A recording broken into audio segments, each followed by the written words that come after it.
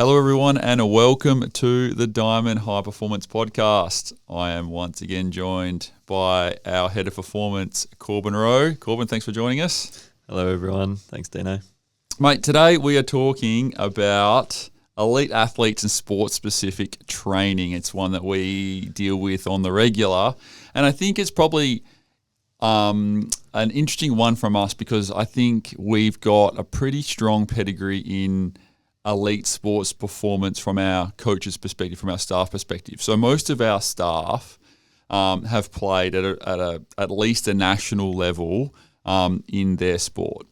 And I think that's a really important factor because it's hard to understand what it takes to be elite at your sport until you've experienced it. It's a really tough one to observe. Yeah. No, it's you just can't teach it. You can't explain it. You can't know anything. You can read stuff about it and hear stuff and maybe have an opinion, but at the end of the day, unless there is a certain element. Sometimes it's hard to say like, oh, those who can't do shouldn't teach or shouldn't coach, and I agree with it to an extent, and this is one of those situations where if you haven't been in it, you probably don't know anything close to what it is. And I think it's one of those ones where everyone's on their own journey, and we're not to say that you can't be a strength and conditioning coach or an elite coach if you haven't played at a high level. That's not what we're saying.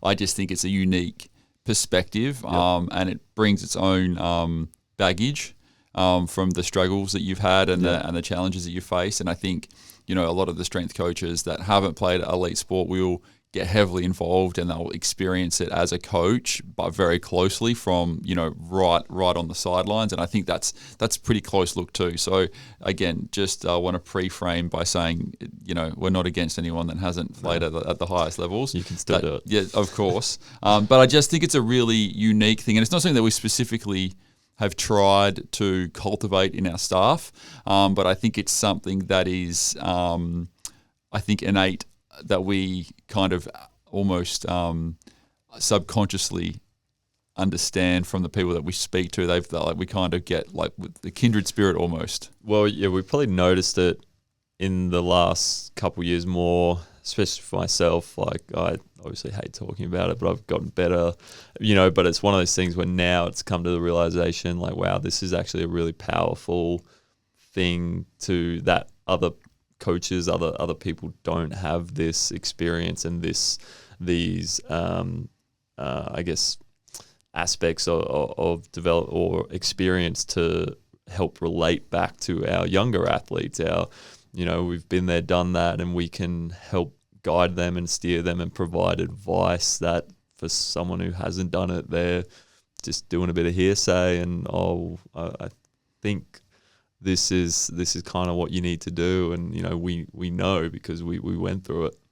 Yeah, and I think it's always a dead giveaway when someone always either puts athletes on a pedestal or talks about how easy it is to be an athlete. They probably haven't experienced it because in my experience it was neither. And to touch on our staff, like we've got obviously Lee Godfrey, who Ollie. Olympian.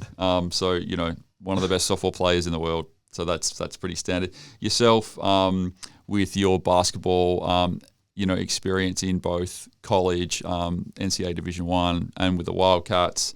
Myself in professional baseball, and then we've got a really cool mix after that. So I've got Dave. So he does pro wrestling, like WWF, Legit. WWE style, like costume. Yeah, everything. like the whole thing, and that is an elite sport. If anyone that's watched it, that is crazy. He will choke someone out. Yeah, for fun.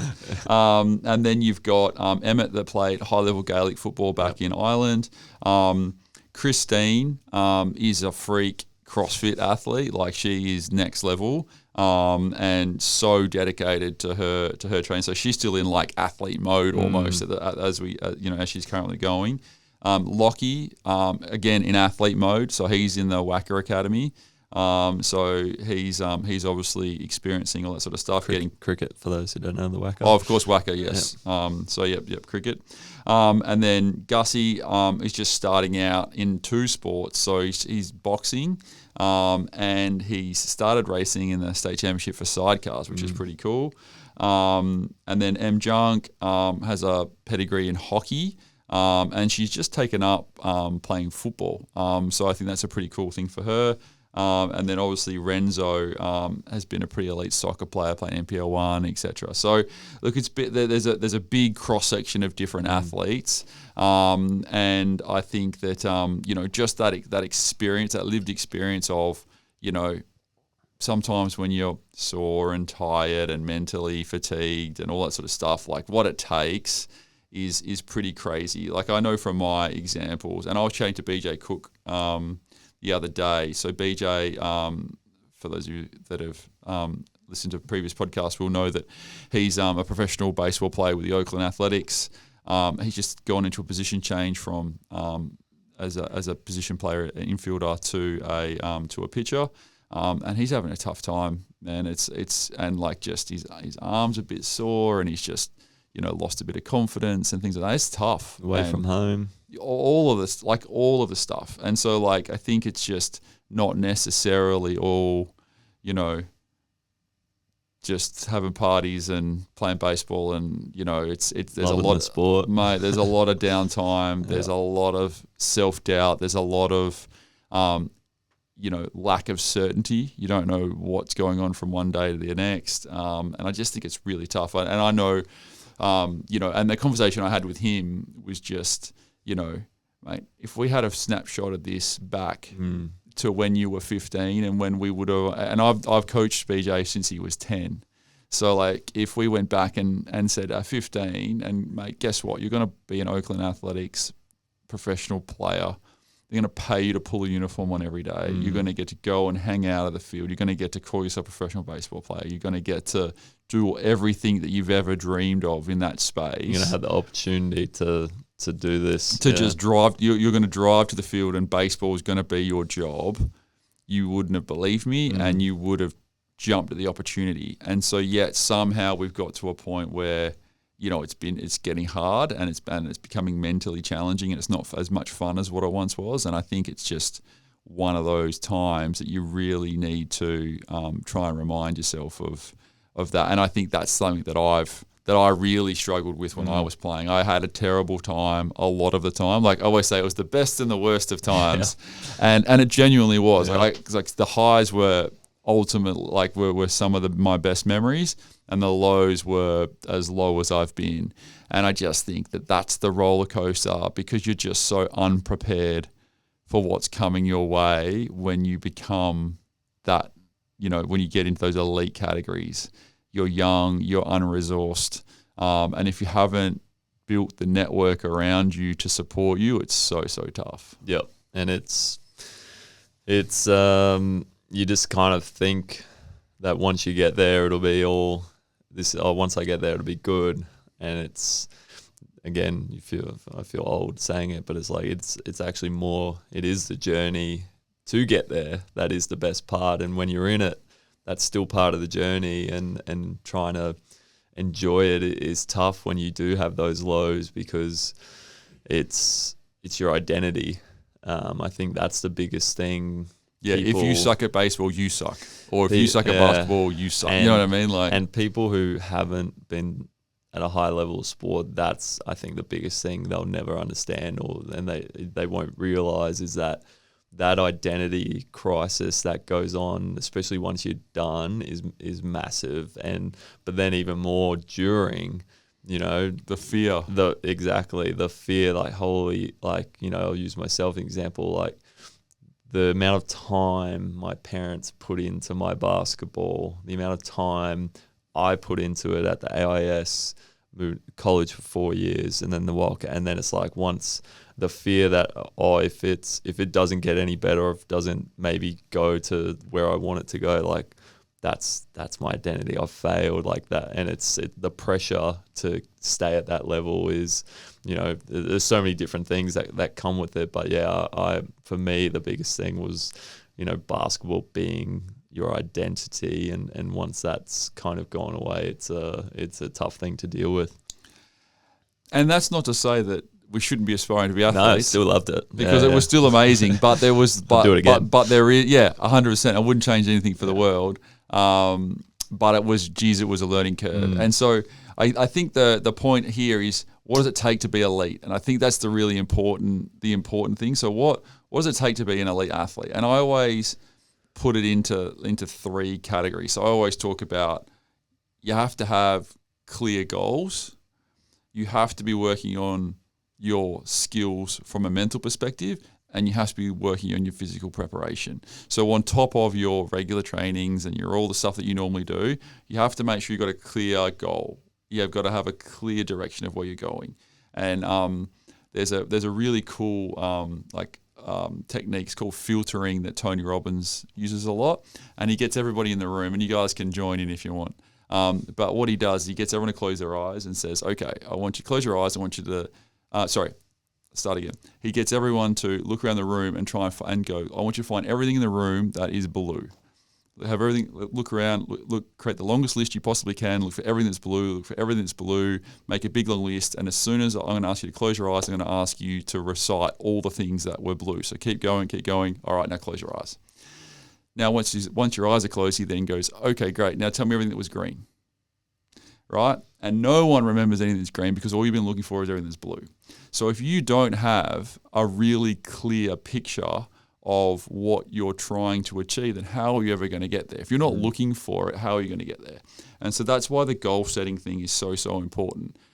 We've all experienced it, like your family might have got a new car and you're like, oh, no one else has got a black Prado, and then all of a sudden you start seeing them everywhere because, all of a sudden you're looking out for them. The same thing applies with your athletic pursuits and anything in general. Like I have goals for myself. I have, you've seen my whiteboard with the projections that we've got for Diamond, the things we're trying to achieve. If I don't know what I'm looking for, how am I ever going to get there? I'm never just going to jump in my car and drive around and hope that I find a location. I'm going to know exactly where I'm going and how to get there. And that's what our goal setting becomes, is our roadmap of where we want to go. So that's really important. Then there's the mental side of things, like as we just talked about, that you'll never be under more pressure than as an elite athlete from a mental capacity. So you have to be working with people that are going to help boost your mental skills. And I don't believe that you can, if you rely on yourself just to learn them, it's too slow. An athlete, if you're still an elite athlete at 25, right, you're still playing at the highest level, you've done amazingly well. And I think that if you try and figure it all of it out for yourself, you're going to be too slow at learning those mental skills. So making sure you've got someone around you that can support you in that capacity. And then, of course, the physical preparation. And we're not talking purely just your sport, but your physical preparation. So from that side of things, Corbs, like, what are the key components of physical preparation? Because we get asked all the time, what would I've got a 12-year-old that needs a sports-specific program for this or sports-specific program for that. What's the most, where are the big rocks? What's the stuff we need to do? To quote Dr.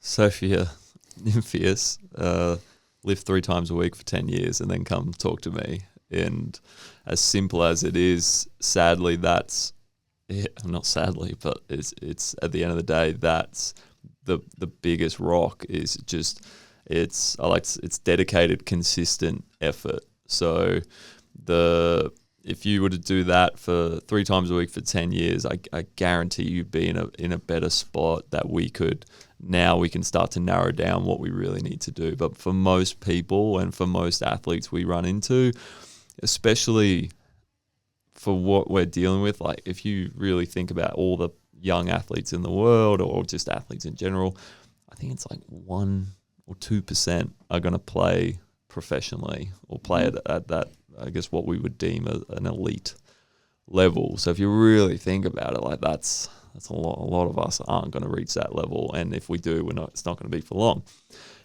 So what do we need? We need consistency, and we need a solid foundation. And that's the biggest thing I always say is, what's your pyramid look like? You know, if you picture a pyramid, how big is your base? Because however big your base is, that's how high it can go. So I think when people kind of picture it like that, that's what we're trying to build, and that's what you need. So I don't want to go like, oh, you need to do RDLs, you need to do bench press, you need to work on your throwing speed. No, you need to work on your general strength, your general power, your general fitness at a young age, hopefully. Build that base of your physical, of all the physical qualities. And then as we kind of venture towards the pointy end, the scope for us to do absolutely anything and everything we want is much wider than if we were to start just doing specific things at a younger age, and even specific things that you're not going to get the benefit of it because you've got no foundation to back it. So they see it all the time, like kids want to do a program, and I always say that if the program looks like your sport, it's a terrible program. It shouldn't. The gym is not your sport. The gym is to supplement your sport. So we go to the gym so that I can play my sport better, or I can handle my sport. I can do this. So there's kind of sometimes a weird merge of, golf is the best example. Every golf program I see, every single exercise is rotational, and it looks like a golf swing, and it's like that's missing the point. So there's possibly time for it, or if there's an exercise that's maybe trying to fix something, but then now that's a skill. So trying to improve a physical quality using a golf movement is missing the point. So if I get stronger and I can apply more force into the ground during my golf swing, I'll be able to do it better or do it more forcefully. But I didn't get there by doing a golf swing looking exercise. And and a really good way to look at it is like when we talk about it's supposed to supplement your sport.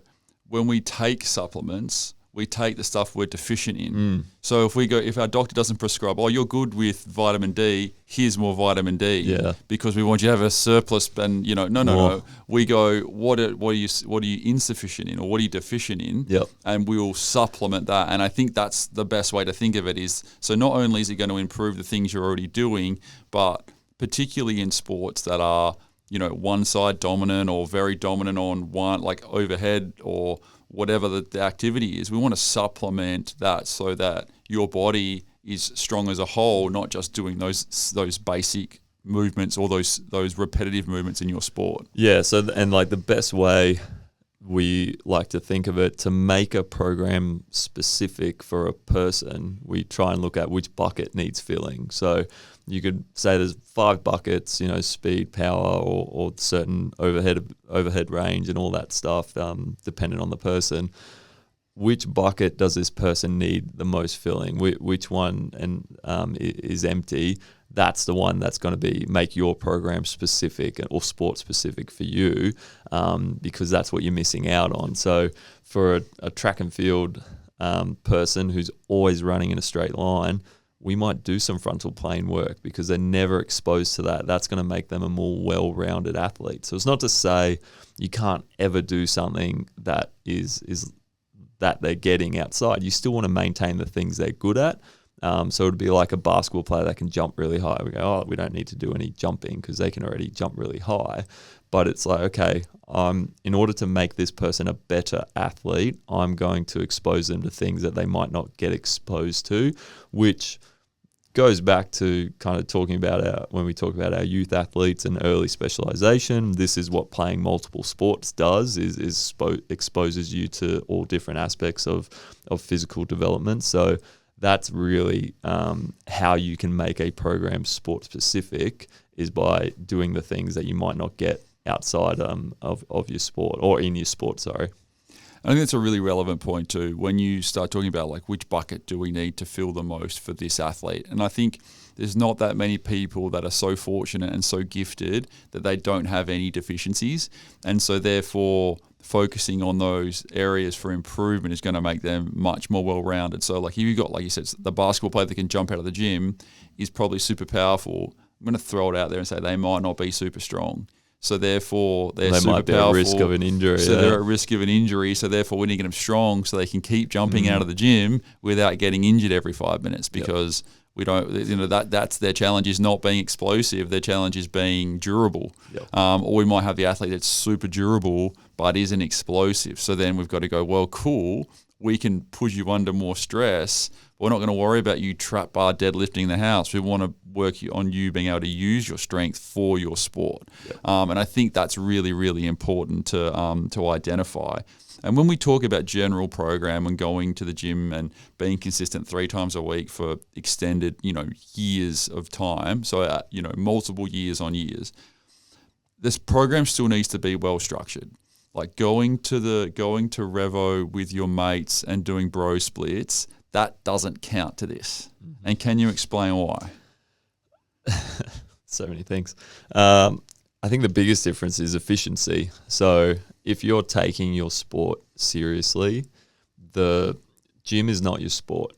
Your sport is your sport. And as we said, gym is to supplement and make you be better at your sport. So what you're saying is a bro split is bodybuilding. Yeah, that's their sport. And that's the sport, right? Yep. So if you're not a bodybuilder, then you shouldn't be doing bodybuilding. Shouldn't be doing an hour and a half split.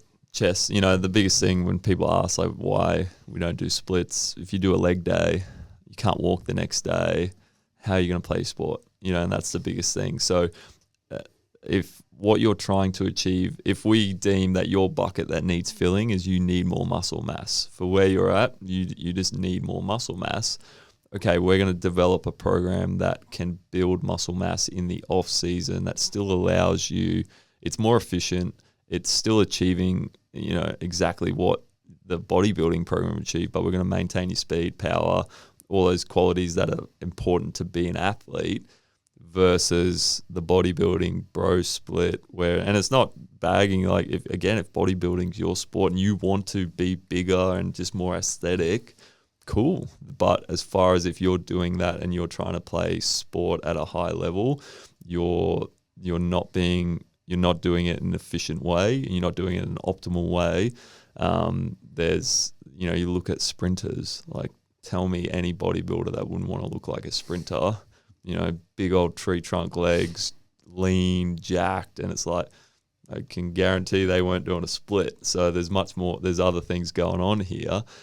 So I think especially for young athletes, it's knowing that there's a time and place to do bodybuilding-ish type programs, but we're talking hypertrophy, not even a bodybuilding. Yeah, we're talking exactly. about hypertrophy. Yeah, well, exactly. Yeah, just building muscle mass, and we can achieve that in much more optimal ways than doing a split at Revo.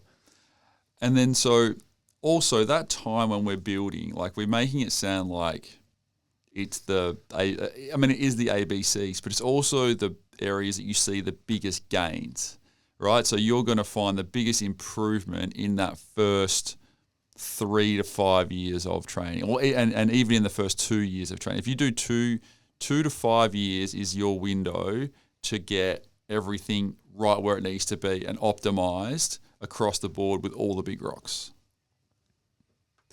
Yeah, and I think, again, we say it, newbie gains. It's true. It's what happens, and it's also a cool thing for people who've built it and then possibly drop off a little bit. You can actually get it back way quicker than people realize. But the big rocks are, movement competency, just general strength, and I can say for myself, I did not have a general level of conditioning built when I was younger. I hated conditioning, and that's one of those that should have been my bucket that needed filling. That would have served me better later into my career. That was always something that held me back, is my conditioning. I could play at a high level and just be an absolute hound on defense, but I get tired so quick, and it's like that's what was I great at? I was great in the gym. I squatted, I could dunk, I could jump. I was super athletic.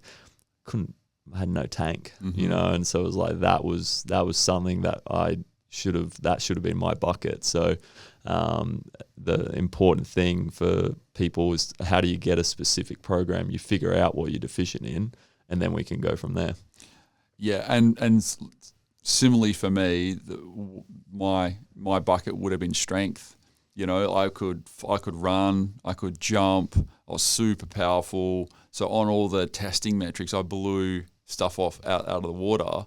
But what I wasn't able to do was stay healthy, particularly in a season of baseball, which is 140 games in the minor, 40 games and 150 odd days.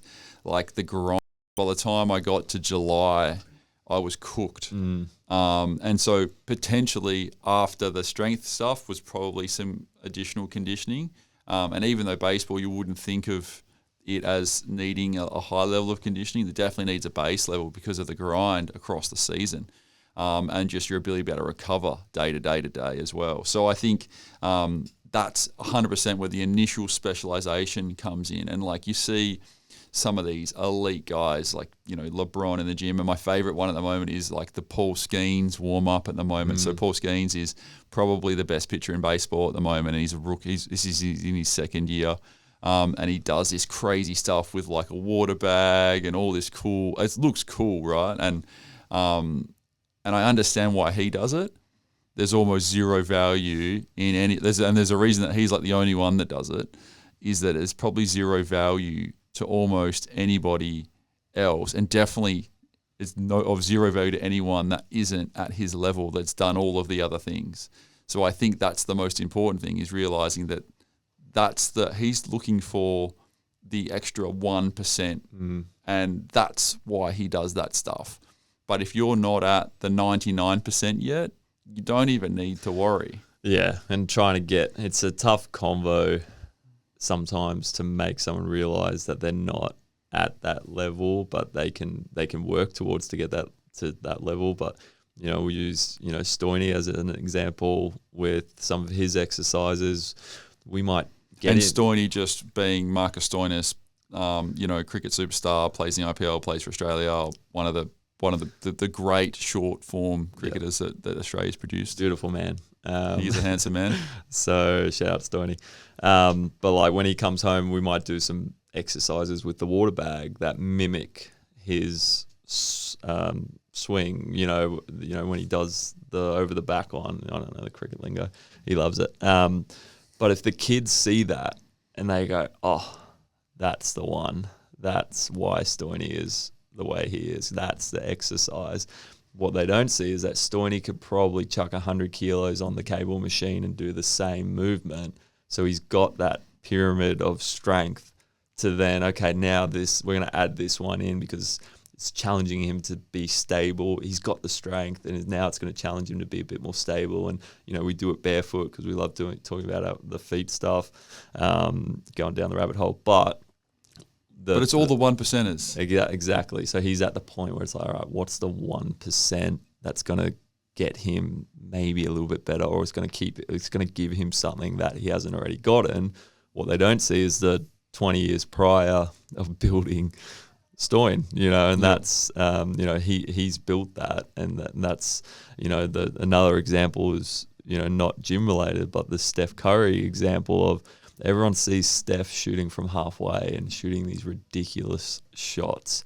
What they don't see is that he's put up minimum 500 shots a day for the past 15 years. I think it adds up to there's a video going around. It's like he's put up 2.5 million shots to make 3,500 in front of people. To be the greatest of all time. You know, so it's like what everyone just, you know, and the kids do it now. They all come into the gym and they just start shooting threes, or they try to shoot from halfway because, oh, Steph does that. You know, it's like, well, no, you haven't even put up close to the amount that's required to be at that level, to be elite, and to benefit from doing a crazy drill where you do practice half-court shots. It's like, no. You have zero pyramid.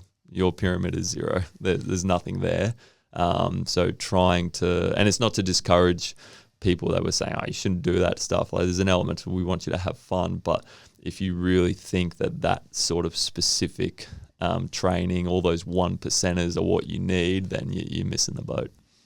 No, 100%. And I think when we talk about the sport-specific stuff, we're talking about what's the bucket for that athlete we need to fill up.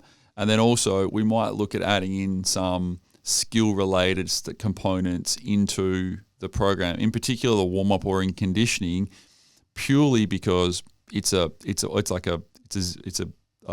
time gain. So you can do some reps within your gym program, which is great. So while you're in the gym and doing S&C, then you're picking up some reps of something that's a skill that's relatable while also warming up, and also just creates a bit of fun. Like generally, if you play a particular sport, you are going to want to do it more. So it's a nice tool to add in. So we get some economies from time, but we also get, a little bit of enjoyment and fun out of it as well. So it does make it seem like the gym is much more correlated to performance on the field too. Yeah, and the best example is probably baseball. Like if you're doing a 45-minute arm care program and 15 minutes of strength work, then you're doing it wrong. That's you throw enough, and there's someone who possibly is much less educated than you. The throwing is done on the field. Like our throw baseball plenty. Throw plenty. You do not need arm care. Plus, you aren't even throwing at a level that requires arm care somewhat, I would say. For most of our kids, you don't throw hard enough. And how do you throw harder? You get stronger. And so you need to prioritize. Your slider of, all right, where am I spending most of my time? I'm building my strength, my power, and all that. Then once I get to this elite level, I'm just going to maintain all that strength and power I have. And now I'm doing all the arm care stuff because, I am throwing gas. but most of the kids think, I got to do arm care from day one. We've seen it. They come into the gym like, my physio gave me the arm care program. No dogging on physios, but do the arm care program. They think that's the most important thing. It's like, okay, do that. You're going to lose all the strength that you've built, and now you're not throwing at all. Well, the really interesting thing with baseball is, of course, it's overuse. Probably not that dissimilar to cricket fast bowlers, right? Like it's all overuse injury. So then we go, okay, cool. How do we get better at our sport by doing less of that specific movement? Guess what? The gym's a really great place to start. So if I want to throw harder or I want to bowl faster and be injury free, right? That means reducing my volume of throwing and bowling and all that sort of stuff. So then how do I supplement my training for my sport? Guess what? You go to the gym, you get really strong. And I guarantee you, if you can two times body weight trap bar deadlift, 1.5 times back squat and 1 times bench press, I guarantee you're going to throw harder than you did when you couldn't do that, right? Yep. And you're also going to be less likely to be injured, and then you will be able to handle slightly higher volumes of that repeat action as well. So it's a no-brainer. And look, I experienced that for myself when I retired from baseball. I hadn't played in, I hadn't thrown a baseball in at least 5 years. And we had an old timers, an old heat game, and I went back and played. And I said, I'll pitch. I don't know what my arm's like, but I'll give it a crack. I threw just as hard without picking up a baseball.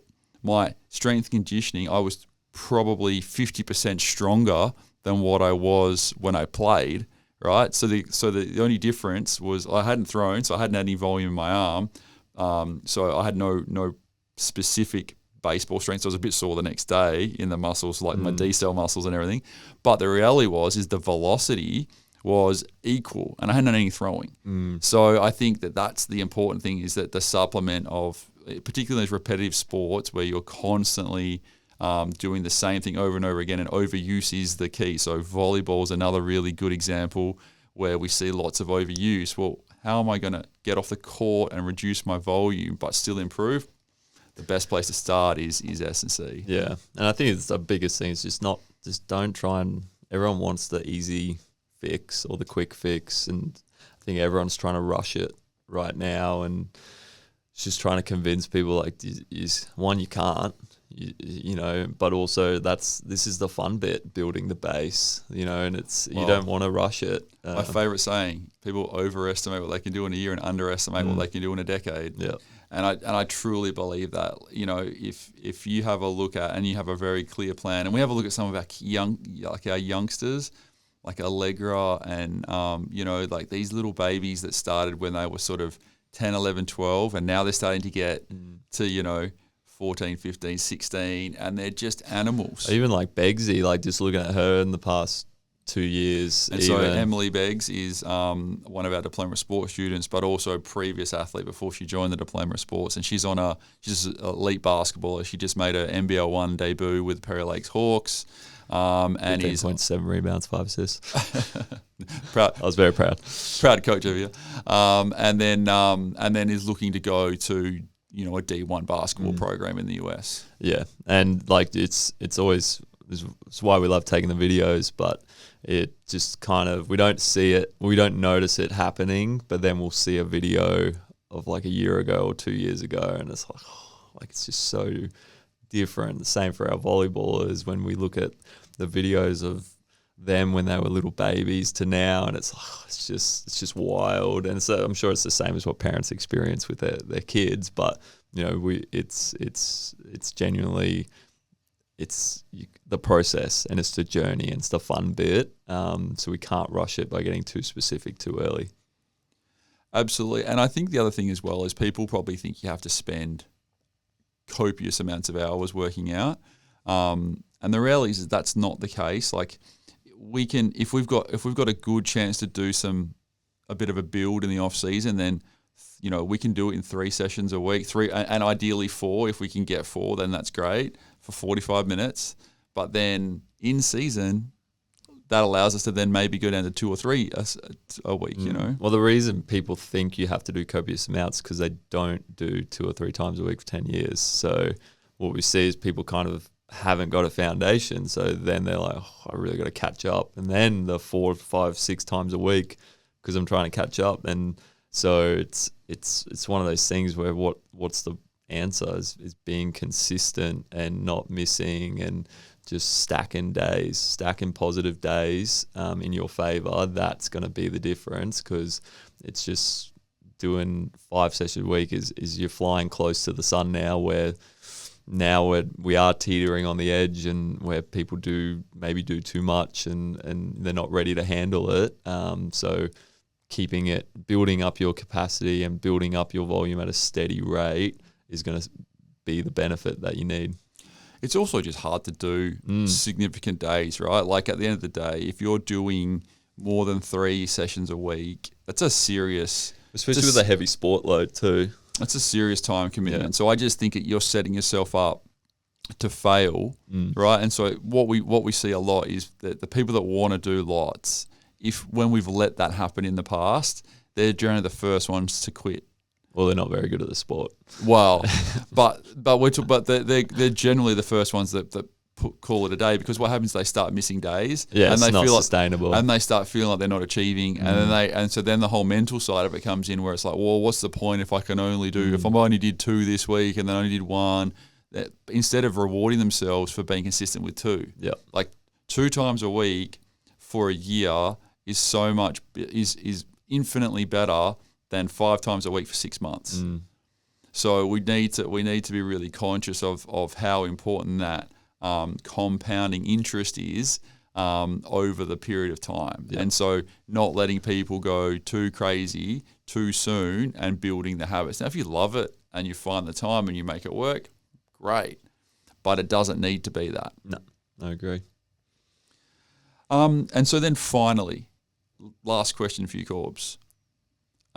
We've been talking about elite athletes. We've been talking about all this stuff. What is the one thing that you would tell your younger self? Definitely, as I said, enjoy the journey a bit more. I think I was always thinking ahead to the next thing. So go to the AIS, that'll be the best. And then when you're at the AIS, you're like, got to go to college. That'll be the best. got to go pro, and it's like then before you know it, it's kind of over, and you're thinking back and reminiscing. So definitely try and enjoy the journey a little bit more. I was definitely bad with the goals and the pros. Possibly, I definitely worked hard, but probably wasn't process driven enough. Okay, where do I want to get to? I knew I wanted to play pro. That was my goal. And the same thing as we talked about with Beach and that. Like if you'd told me, I've always hesitated to talk about my career because I didn't think it was enough for how much work I put in, and it wasn't as successful as I thought it should have been and that. But same for, as we said, for Beach. If you'd told me at 14, hey, you're gonna go to college, D1, AIS, play 2 years with the Cats and also with the Senators, and that's going to be your career, I would have taken it. I was like, that was my goal, or that was what I wanted to play pro. But as far as having a clear process, okay, what is going to get me to the highest level possible? Say, all right, I want to play in the NBA. Very, very lofty goal, but okay, what would the process look like? I need to make 500 shots every day without a doubt. Did I do that? No. So it's like that straight away hasn't put me in the best position possible. And so then now it's on me to either realign my goals with how I am operating. But if I could talk to my younger self, it would definitely be probably those two things: enjoy the journey and then possibly figure out your process a little more rather than focusing on what's next. Mm-hmm. And I think that's really common with so many young athletes. I don't know we get taught that enough. No. And I know that's one thing I always belt on to everyone about. As soon as an athlete goes, I want to do this, I'm like, okay, cool, let's set down, we're going to do a goal setting and we're going to figure all that out. If I was to answer that question, what would I tell myself? Now, I'm a massive Ted Lasso fan, and there's some really quotable stuff from there. And I think it's probably part of the reason I can genuinely, I see a little... Be a goldfish. And literally one of the points I wrote down is be a goldfish. Love it. And because you don't have time. You don't have time and capacity to stress about stuff. So like what's done is done. Can you control it? Can you not control it? Like, and then move on. Like I think it has to be anything that you can't control. You can't control if you play good. You can't control a whole bunch of stuff. You can't control what your coach thinks. You can't control what the media is saying. You can't control a bunch of stuff. So just forget about it.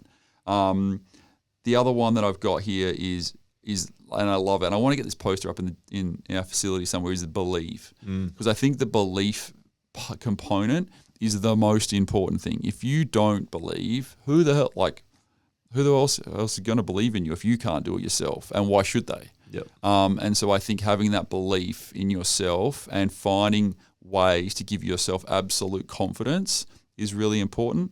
And then the last one is one that I've worked on really hard since then with my performance coach that I do mental skills stuff and a bit of business coaching and stuff with, is just being where your feet are at. So like having the ability to be able to go, I'm here and I need to do this one little thing, and simplifying everything down, because it's so easy to get way, way, way far ahead of where you're at.